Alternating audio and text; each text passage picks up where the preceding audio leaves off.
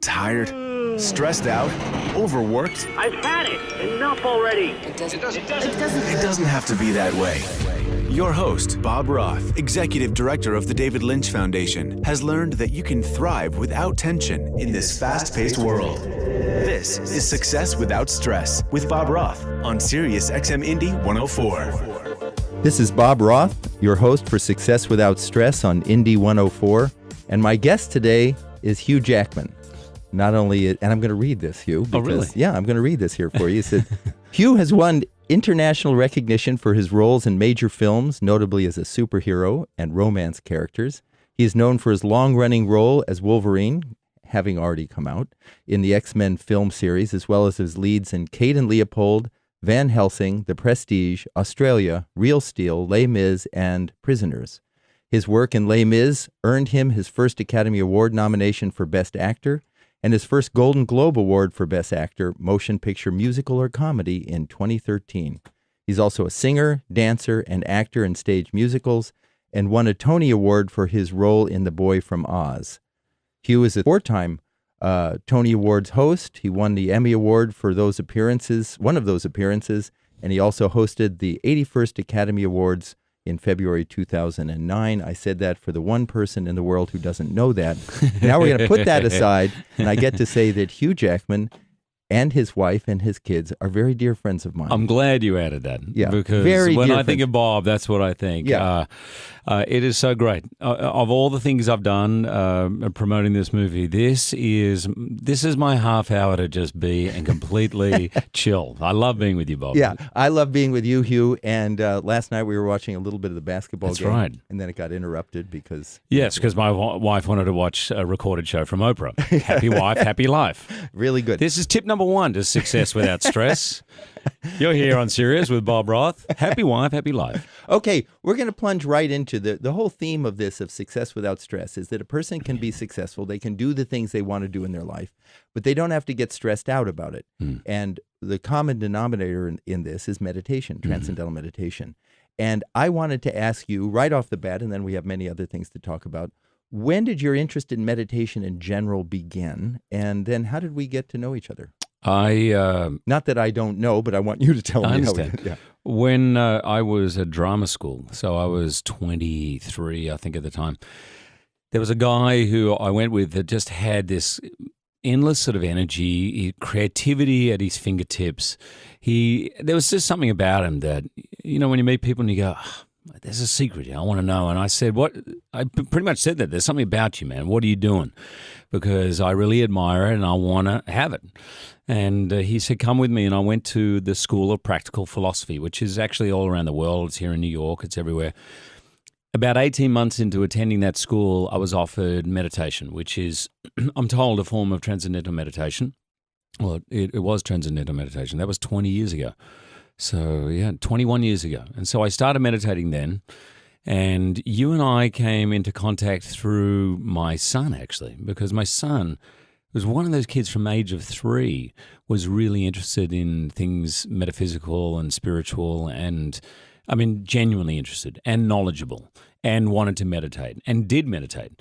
You actually initiated him, and so we became friends. And Oscar, to this day, who you call Oscar Yogi, Oscar loves you. And I really think for a kid who was that advanced, some parts of this world were tough for him, you know, because finding friends and kids who he could relate to was tough. And I think for many ways you kind of saved him in that period.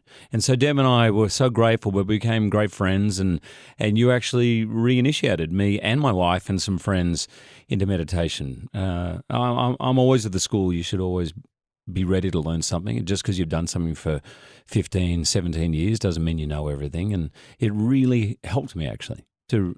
What was I remember you were at a tipping point there with your meditation practice. I'm someone who's diligent. I'm disciplined. I learned all those things from my father. So for what a lot of people get stuck in the meditating twice a day, I didn't get stuck in that. But there was a sense or a little bit of a shadow of a thought of, this is good for you, I should do this, I've got to meditate, which is exactly the thing you're trying to get away from in meditation. As you beautifully put it, the gotta mind, I got to do this, I got to meditate, I got to meditate, I got to wake up so I can meditate. And there was a little bit of that to it, a kind of rajasic feel, as they say in Vedic tradition. So when I learnt with you, that completely went. And the idea of giving myself a hard time about it, of stressing if I fell asleep, if I was, my mind was going nonstop, or if I was following the mantra and halfway through, all of a sudden my mind went, or I don't know. I just had a lot of judgments about it, and I think that really went. Well, I think just for the listener, the word meditation has many different connotations these days, and basically science has identified 3 types of meditation. One where you do concentration or control of the mind. Another where you're just observing, like a mindfulness meditation. You're not doing anything but just observing. And the third is this transcendental meditation, which Hugh and I practice, which allows the active, excited, rajasic, agitated mind to just, all your thoughts to just settle down to a level of calm deep within. And it's the ease and the effortlessness which distinguishes TM from other forms of meditation. And if you make any effort, it stops. It stops that settling down. Yep. And then it's frustrating, and then you can't do it, and then you get sort of bummed out with yourself because I can't clear my mind of thoughts, and nobody can do that. And so and you get as Hugh said, when you learn transcendental meditation, you get a mantra, which is a sound that has no meaning, which just you use as a vehicle for the surface. I like to use the example, and then I'm going to stop talking because you really want to hear Hugh here. But it's good for me to hear this again. You get to, it's like waves on the surface of the ocean, and that's like the gotta active thinking mind. And deep within every human being is a level of the mind that's already and always calm, just like the ocean has a level that's calm. And so TM just allows effortless access. Let's talk for a little bit about how meditation has helped you in your profession, whether it's balance, work-life balance, or on the set. How does it help you?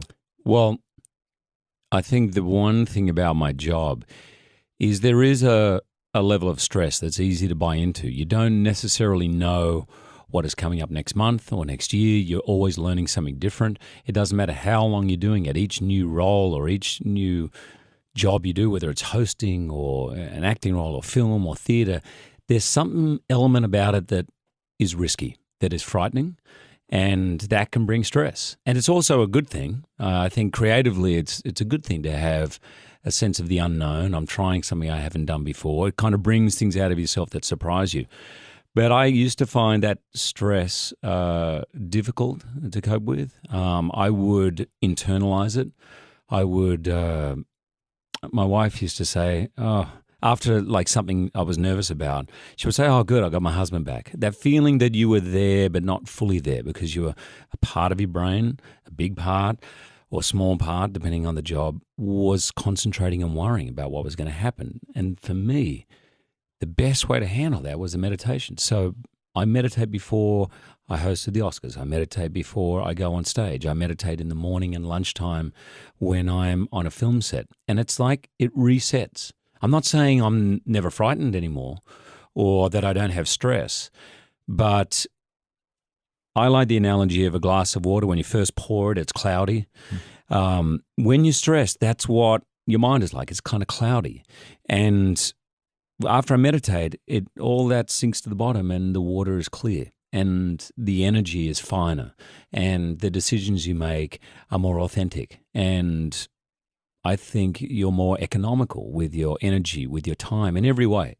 You're more able to listen to other people. And as an actor, that's all you've got. Your only tools you really have is being present, being clear, and listening. So it helped me in every way. I mean, immeasurably. I'm a way different person from when I began meditation. Wow. Well, and completely different. And how about that transition from you're on stage, or you're surrounded by, like I'll talk to your wife, Deb, and I'll say, "Where's Hugh?" And he's out with all the people who adore him. But now you got to come home and you got Oscar, your son, or your daughter, and all the demands. That transition, do you find that your practice of TM over these years has helped with that, or keeping who you are in place?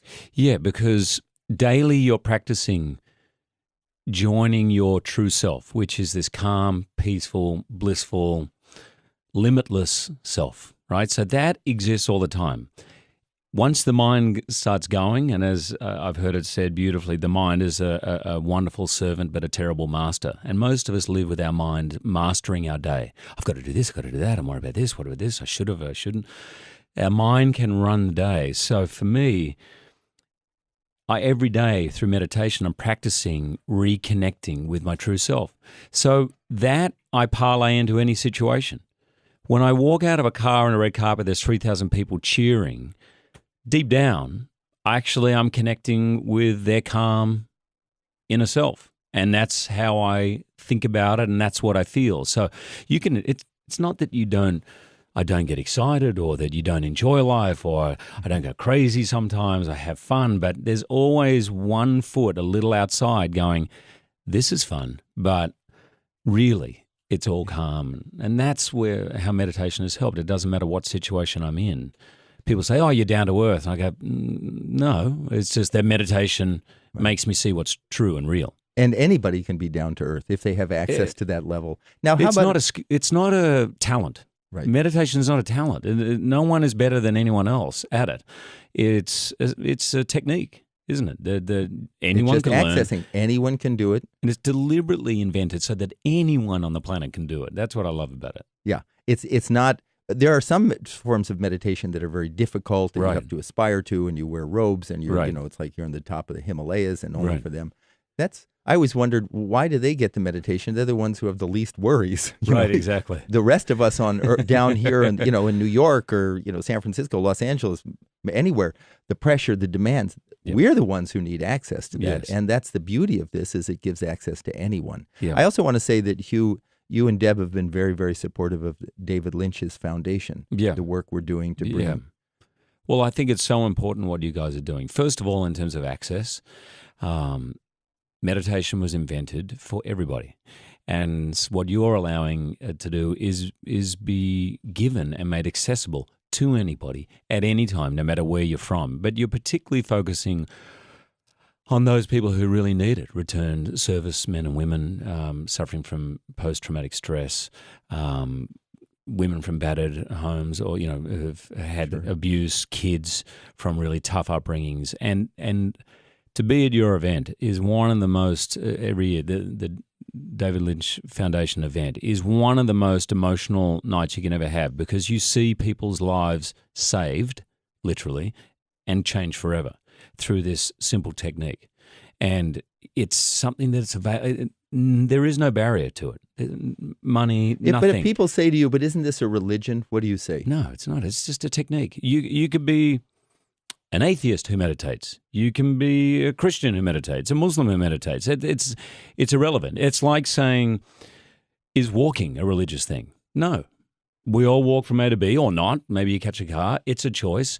It's available to anyone. And the quality of your life has changed forever. In fact, to be honest with you, when I first learned meditation, I told you I was at drama school.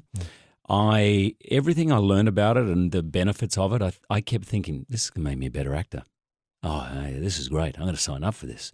It's making me more present, more energetic, and I want to be a good actor, as good as I can be. And it was about, I would say, 8 months into meditating. And I had a very clear thought one day. I was like, oh, hang on. No, meditation is the center of it all. Meditation is where all activities can spring from, where it's like the deepest well possible. So if I act or parent or be a husband or throw a baseball or wash up, if I do it after meditating, it's a whole different activity. This is Success Without Stress with Bob Roth on Sirius XM Indy 104. Bob Roth, Executive Director of the David Lynch Foundation, has helped people from all walks of life transform their lives. This is Success Without Stress with Bob Roth on Sirius XM Indy 104. Success Without Stress, and we're back with Hugh Jackman. The whole purpose of meditation, I mean, at least what I know with TM, is that it's not an end in itself. You're not meditating as an escape. You're not meditating to get away for the 20 minutes.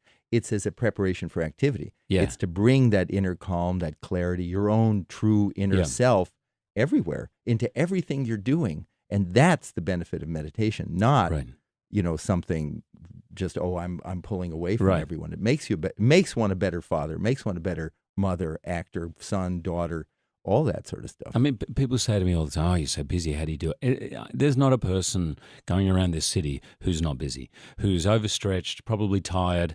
I mean, there's a number of times I meditate where I just fall asleep, and it was you, the one who said to me, "That's cool. Yeah, that's what you need. It's what your body wants. It's what your body wants."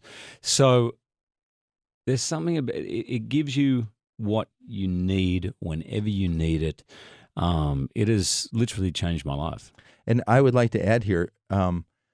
The beauty also of this, and the reason why David Lynch Foundation is doing programs in businesses and schools and hospitals and military bases, is not just because of our anecdotal experiences, because there's an enormous amount of evidence. There's an enormous amount of published, over 350 published research studies by journals like the American Medical Association, American Heart Association, funded by the National Institutes of Health, and now the Department of Defense, that show profound benefits to not only reducing stress and anxiety and tension, but actually waking up the brain, allowing us naturally to be more focused, more centered, more creative, and more compassionate as well. Sometimes people, go ahead. I don't know about you, but I still, 20 years later, I still feel stress.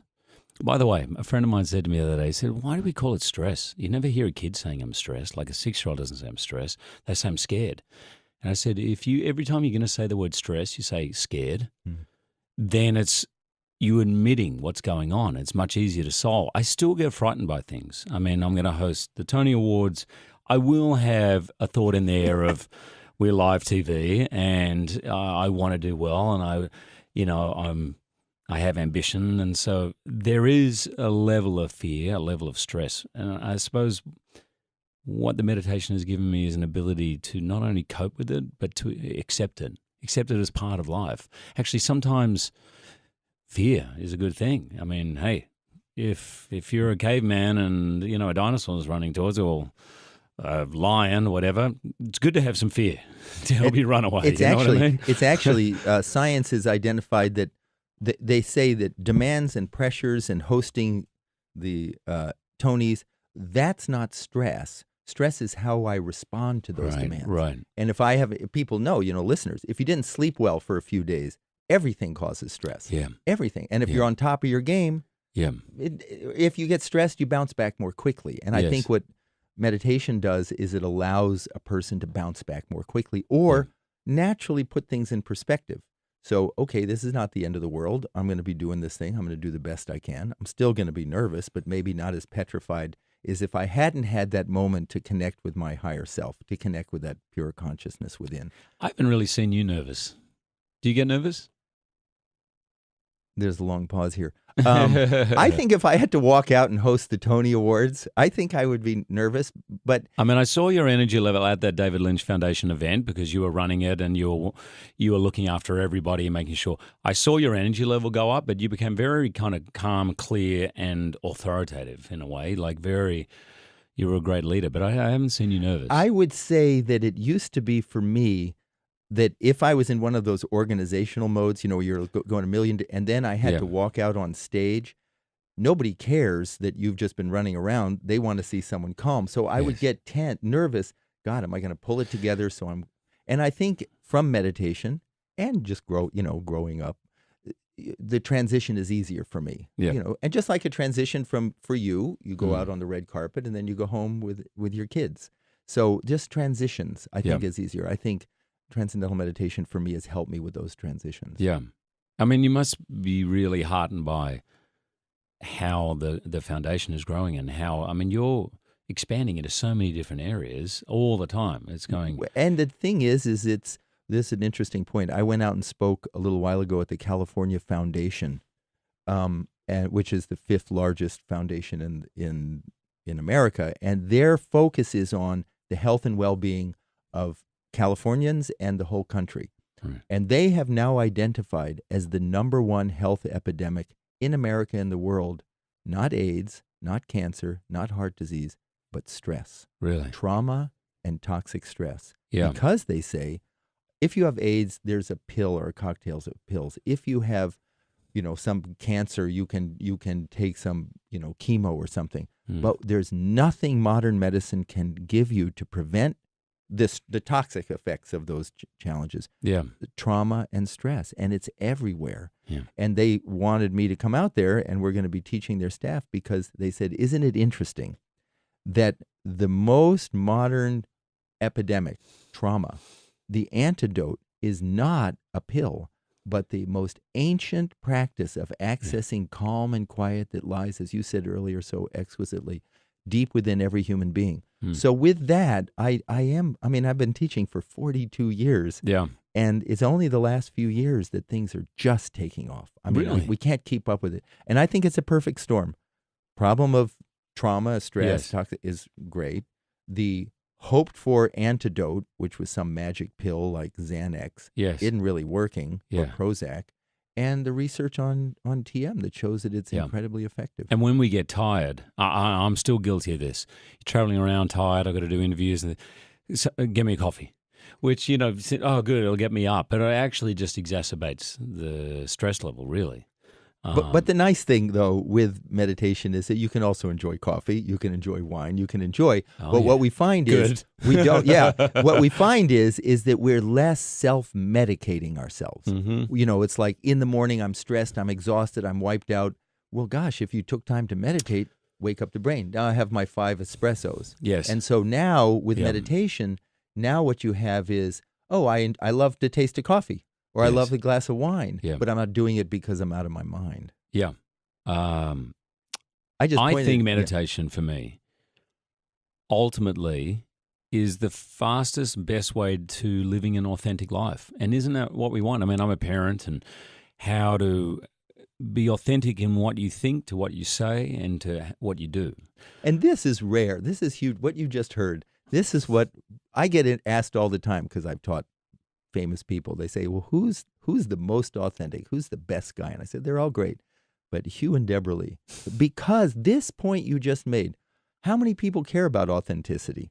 I mean, that statement. They are who they are, what other people think of them. Talk a little bit more about that. I've just read this book by Sam Harris. It's about a 40-page book. You'll read it on a plane. And it's called Lying. And the opening sentence is lying ever okay? And it really delves into the white lie.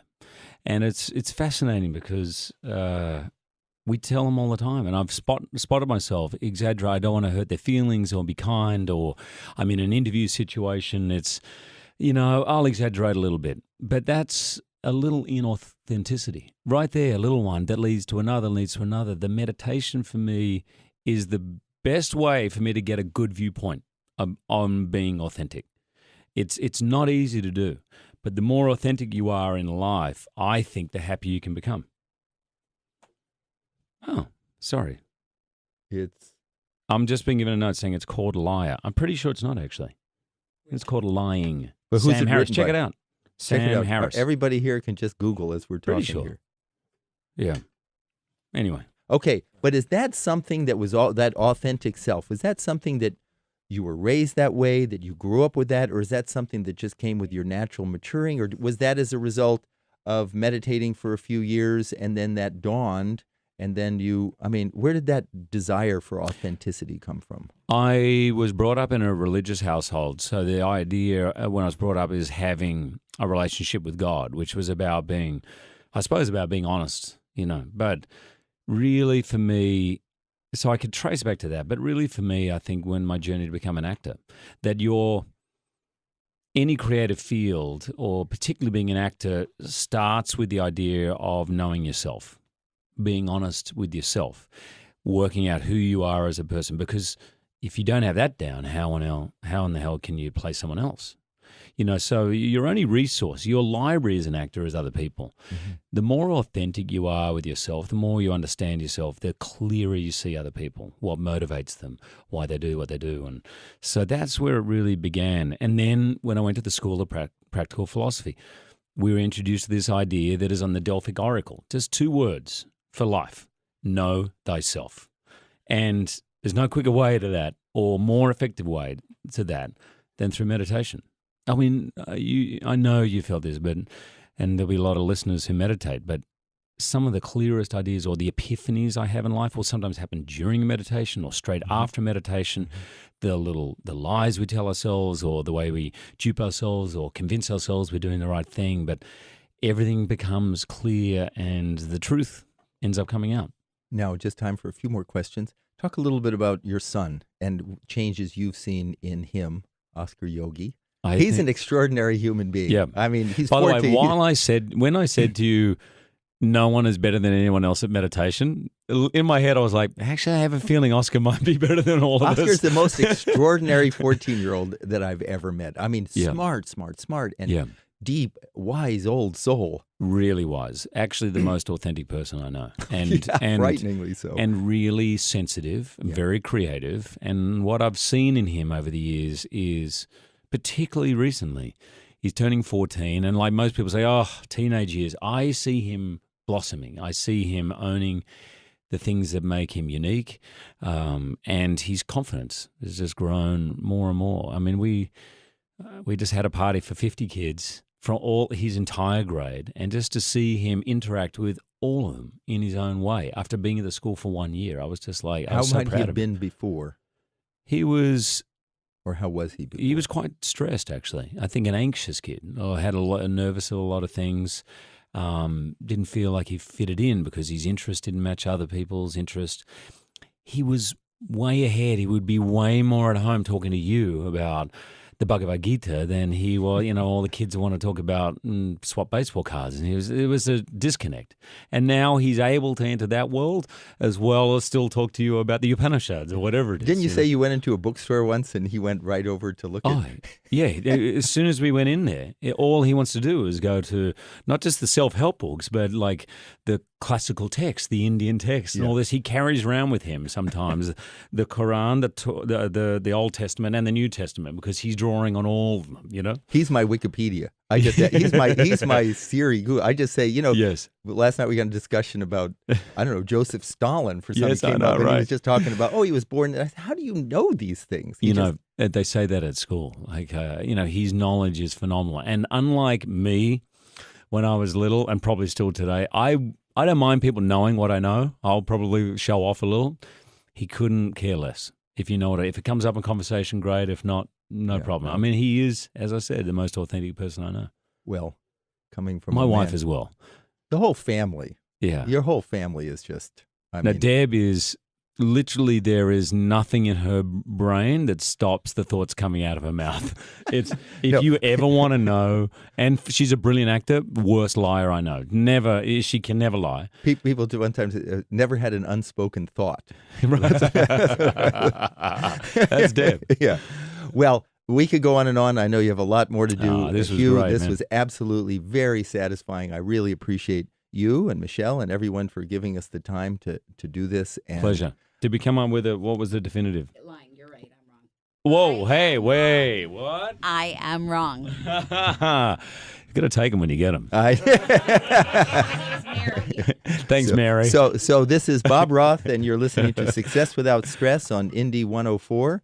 And my guest has been a very dear friend and a great human being, authentic man, and a brilliant actor, Hugh Jackman. Thanks you very Bob. much, Hugh. Thank you, man. And thanks for all you do. When we come back after the break, we're going to be talking with Tom North. Tom is the author of True North, the shocking truth about really domestic violence in homes throughout the country and his own personal experience in one of America's most famous families in the 1960s. This is Success Without Stress with Bob Roth on Sirius XM Indy 104.